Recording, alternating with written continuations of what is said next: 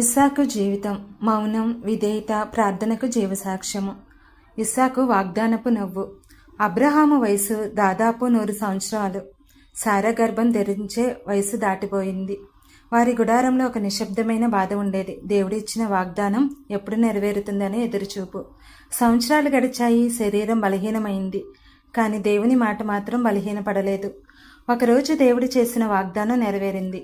సారా ఒక కుమారునికి జన్మనిచ్చింది. అతనికి ఇస్సాకు అని పేరు పెట్టారు. అర్థం నవ్వు. ఏడ్చిన ఇంటిని దేవుడు నవ్వులతో నింపాడు. ఇస్సాకు జననం ఒక సత్యాన్ని చెబుతుంది. దేవుడు ఆలస్యం చేయడు. సరి అయిన సమయాన్ని ఎన్నుకుంటాడు. మనుషుల సమయం త్వరబడుతుంది, దేవుని సమయం పరిపూర్ణమవుతుంది. ఇస్సాకు మోరియా పర్వతం, మౌన విధేయత. ఒక ఉదయం అబ్రహాము హృదయాన్ని ఛేదించి ఆజ్ఞ ఇచ్చింది. నీ కుమారుడైన ఇస్సాకును బలిగా అర్పించు. తండ్రి హృదయం విరిగిపోయినా దేవునిపై విశ్వాసంతో ప్రయాణం మొదలుపెట్టారు. ఇస్సాకు కూడా తండ్రితో కలిసి మోరియా పర్వతం ఎక్కుతున్నాడు. చేతిలో కట్టెలు ఉన్నాయి, కానీ బలిగొర్రె కనిపించలేదు. తండ్రి, బలికి గొర్రె ఎక్కడా? అబ్రహాము కన్నీళ్లు దాచుకుంటూ ఉన్నాడు. దేవుడే ఏర్పరచుకొనిన కుమారుడా. పర్వత శిఖరానికి చేరినప్పుడు నిజం బయటపడింది.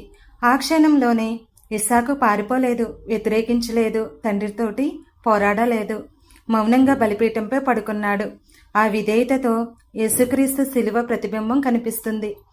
ఎలా యేసు తనను తాను తండ్రి చిత్తానికి అప్పగించాడో ఇస్సాకు కూడా అలాగే తనను అప్పగించాడు. దేవుడు చివరి క్షణంలో ఆపి ఒక పొట్టేళ్లను ఏర్పరిచాడు. అక్కడ ఒక గొప్ప సత్యం వినిపించింది. దేవుడు తీసుకోవడానికి కాదు, మన విశ్వాసాన్ని చూడడానికి పరీక్షిస్తాడు. ఇస్సాకు ధ్యానించే మనసు గలవాడు. ఇస్సాకు జీవితంలో ఒక ప్రత్యేకత ఉంది. అతను కలహాల మనిషి కాదు, ధ్యానించే మనిషి. సాయంత్రం పొలంలో ఒంటరిగా నడుస్తూ దేవునితో సమయం గడిపేవాడు. అతనికి జనసమూహముల కంటే దేవుని సన్నిధి ఇష్టం. ఈ రోజుల్లో మనుషుల శబ్దంతో శాంతిని వెతుకుతున్నారు, కానీ ఇస్సాకు మౌనంలో దేవుని స్వరాన్ని వెతికాడు. ఒకరోజు అదే పొలంలో అతని జీవిత భాగస్వామి రిబ్కా వచ్చింది. ఇస్సాకు తన వివాహం కోసం తొందరపడలేదు, సొంత కోరికల వెంట పరిగెత్తలేదు. అతని దేవుని చిత్తాన్ని నమ్మాడు. దేవుడు అతనికి సరియైన సమయాన సరియైన వ్యక్తిని ఇచ్చాడు. ఇస్సాకు ప్రార్థనలతో గెలిచిన భర్త. రిబ్కాతో వివాహం అయ్యి సంవత్సరాలు గడిచినా వారికి పిల్లలు కలగలేదు.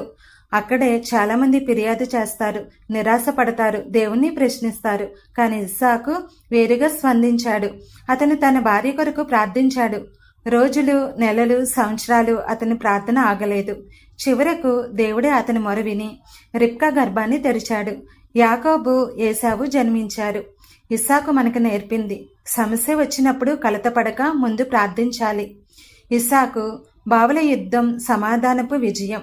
ఇస్సాకు ధనవంతుడయ్యాడు. దేవుని అతన్ని బలపరిచాడు. దాన్ని చూచి ఫిలిస్తీయులు అసూయపడ్డారు. అతను తవ్విన బావులను పూడ్చివేశారు. ఇది కేవలం నీటి సమస్య కాదు, జీవన సమస్య.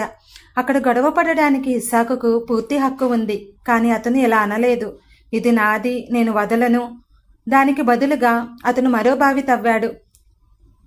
మళ్ళీ గొడవ, మళ్ళీ వెనక్కి తగ్గాడు. ఏశాకు, సిత్నా, చివరకు రెహబోతు అనే స్థలానికి వచ్చాడు. అక్కడ ఇస్సాకు అన్నాడు, ఇప్పుడు యెహోవా మనకు స్థలము కలుగజేశాను. అతని సహనం చివరకు శత్రువుల హృదయాన్ని మార్చింది. వారే వచ్చి, దేవుడు నీతో ఉన్నాడని మేము చూశాము అన్నారు. కత్తి గెలవలేనిది సమాధానం గెలిచింది. కరువులో కూడా 100 ఆశీర్వాదం.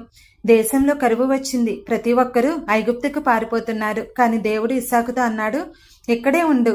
కరువు మధ్య విత్తనము వేయడం మానవ జ్ఞానానికి మూర్ఖత్వంలా కనిపించింది. అయినా ఇస్సాకు దేవుని మాట నమ్మి విత్తాడు. ఆ సంవత్సరమే దేవుడు 100 ఫలితం ఇచ్చాడు. ఇది కేవలం వ్యవసాయ ఆశీర్వాదం కాదు, ఇది విధేయతకు వచ్చిన ప్రతిఫలం. ఇస్సాకు జీవితం చెప్పే గొప్ప సత్యం. ఈ రోజుల్లో ప్రపంచం వేగంగా పరిగెడుతుంది. ప్రతి ఒక్కరూ వెంటనే ఫలితం కావాలి అంటున్నారు. ప్రతి మాటకు ప్రతి మాట మాట్లాడుతున్నారు. కోపాన్ని బలంగా భావిస్తున్నారు. కానీ ఇస్సాకు జీవితం వేరే మార్గాన్ని చూపిస్తుంది. మౌనం కూడా బలం, ప్రార్థన కూడా యుద్ధం, సహనం కూడా విజయం. దేవునిపై ఆధారపడడం ఎప్పటికీ వ్యర్థం కాదు. ఇస్సాకు గట్టిగా మాట్లాడలేదు, కానీ అతని జీవితం గట్టిగా మాట్లాడింది. ముగింపు. మన ప్రయత్నము కంటే దేవుని చిత్తమే గొప్పది. దేవుడు ఆలస్యం చేసినట్టు కనిపించినా ఆయన సిద్ధం చేసే ఆశీర్వాదం ఎప్పుడూ పరిపూర్ణమే. ఇస్సాకులాగా మనం కూడా ప్రార్థనలో నిలబడదాం, కలహాల నుండి దూరంగా ఉండుదాం. దేవుని సమయాన్ని నమ్ముదాం. అప్పుడు మన జీవితము దేవుని సమాధానానికి సాక్ష్యంగా మారుతుంది. ఆమేన్.